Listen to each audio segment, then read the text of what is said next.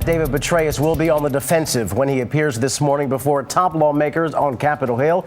He is being called on the carpet over, of course, the CIA's role in the Benghazi attack. But he's also expected to face questions about the affair, which led to his resignation. With a preview, we are joined by Sunlen Miller. Sunlen?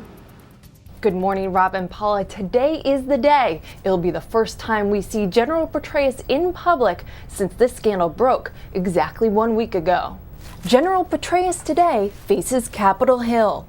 The former CIA director will testify behind closed doors separately before the House and Senate Intelligence Committees this morning. The focus is supposed to be on the attack on the consulate in Benghazi this September. Director Petraeus went to Tripoli. He interviewed many of the people, as I understand it, that were involved. And so the opportunity to get his views, I think, is very important. But after admitting to his affair and resigning from his position, many in Congress say the focus will also now be on the scandal that has rocked Washington this week. According to sources, Petraeus admits his wrongdoing with the affair. He's told a friend, quote, "I really screwed up."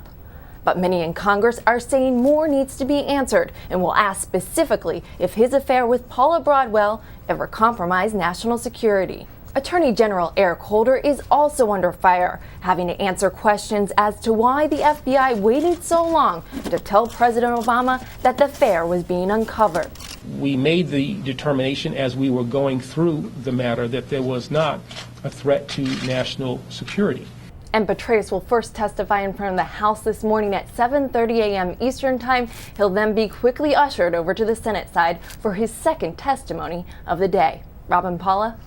All right, Sunlen, thank you. An interesting report came out yesterday, too, that Petraeus reportedly, through a source, said that he knew almost immediately that this was a terror attack, not something in relation to that anti-Islam film, which obviously would be contradicting what we heard from White House officials, including UN Ambassador Susan Rice. So it should be very interesting tomorrow what kind of timeline he lays out and when those assessments came in that this really was a terror attack. There were 20 reports that said, look, it was related to the movie. He's saying, look, we quickly, proves those false, and we thought it was a terror attack. So take away the affair. His testimony tomorrow, even though we won't hear it, should be incredibly important. And he's reportedly really eager to lay out the timeline and share his testimony of what happened as well. But the Senate Intelligence Committee, they did see a video as to the timeline and kind of how they visualize things that happened. Would not comment on whether or not Ambassador Chris Stevens was included in that video, actual